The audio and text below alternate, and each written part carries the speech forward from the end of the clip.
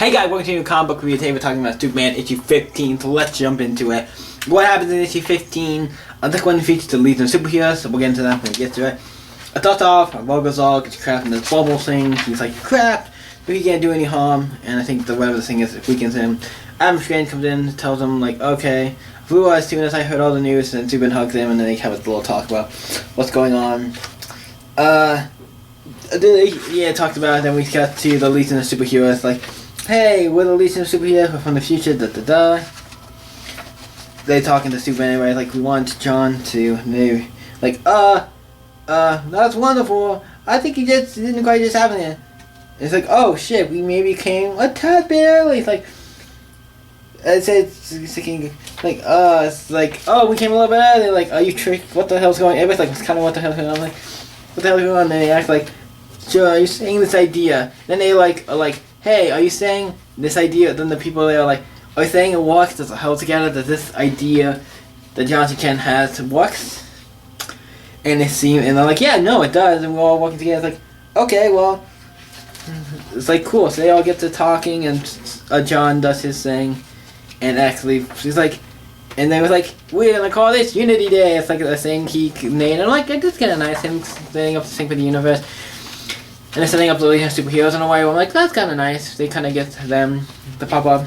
They're cool too. He did that, and then and the Legion of Superheroes talk about like, hey, we would like you to join. Talking about how they want John to join. It's like, okay, I have to think about it. I can't make that commitment yet. Going to the future is a big commitment. To fight with the superhero team. It's like, okay, well, we'll call you later. We'll come back and talk to you later. I'm like, okay, cool. And then we have Zod, who's like, then Zod comes over. It's like, hey, I want to know where the enemy is. Like, where's the monster? It's like, Rogozol. It's like, where's Joel? It's like, he's like, where's your father? It's like, then whatchamacallit, Adam Strange come back to Adam Strange, and he like tells him about the father and where they have him. They have him trapped in this thing. He gets sent back.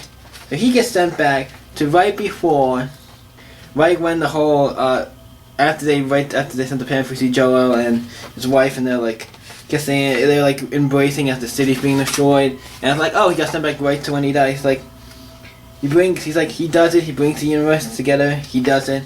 He basically tells them like, hey, there's a new, and then the whole thing explodes, and that kind of what happens to him. So Joel is off the table for now. I'm like, he wasn't a bad guy, but I wouldn't say he's a good guy. He's an interesting character. He's been an interesting, kind of cool they brought him back. They did it in a way where I thought was actually not bad. It was kind of interesting.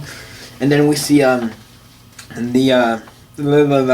we see the most, and Zod's actually surprisingly throughout this whole thing. He's like, this last part here he talks, like, he's actually kind of nice, and it's like not like it's weird him talking the way he does in the end of this, because like he sounds like he's actually like a good guy now. Like doesn't seem like he wants to just, he doesn't sound evil at all, and that's kind of like, what the fuck. He's kind of like, I'm going a good guy. Is he a good guy now? Because he's not seem evil. Cause nothing he said at the end of it was like made me go like, oh, he's evil, da.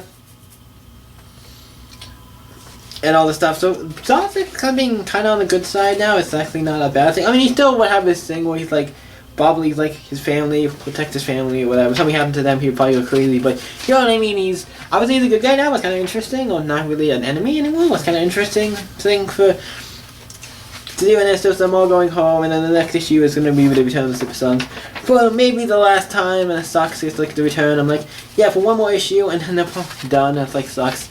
The next might be the last of the Super Sons, but it's great. This book was great. It kind of concludes the whole House of L. This is the Unity Saga, the Unity Saga, the House of L, the conclusion, part 2. This is the second part to the conclusion. The conclusion was like a 2-part thing. I like that for a great like little 2-issue conclusion. Wraps up everything nicely. Zod is not really a villain anymore. John gets ducked into the Legion of Superheroes. But the book, I'm not a big Legion of Superheroes fan, but the idea of John being in it is kind of interesting, and I'm like, that kind of tempts me. But I'm not getting it because I'm not the biggest Legion of Superheroes fan. But having John in is going to help a lot of people who maybe aren't into the Legion of Superheroes, might pick it up. I'm not going to say it's going to be a bad book. It's probably going to be an interesting book or a good book. So, really cool. I like Superman issue 15. I enjoyed it. It wasn't the best issue. I actually thought it was really good. For an issue that didn't have any action in it, really. Other than, like, the planet blowing up. JoJo. There's like no action in this book, but like a book that needed to have like fighting and action and everything. But it's a really good book. It's a great conclusion to this story, and I'm kind of excited to see where this book is gonna go next. Obviously, the next issue I haven't read it yet, but it has to do with like John going to the future and his last time with Damien at the Super Sons return, so it's kind of like they get the last hurrah with them, and then he goes up to the future, it looks like. So I'm kind of curious to see what happens after that, like where's this book going to go after that. That's kind of like another step. But this is a really great book. What do I rate it? It gets a solid 8. Nothing like I said, it's not bad at all. There's nothing bad. I almost wanted to give it a 9, but I was like, let's give it an 8. I think it's solid. Not bad. Bendis, I think you're doing some good stuff with Superman. I actually like Superman.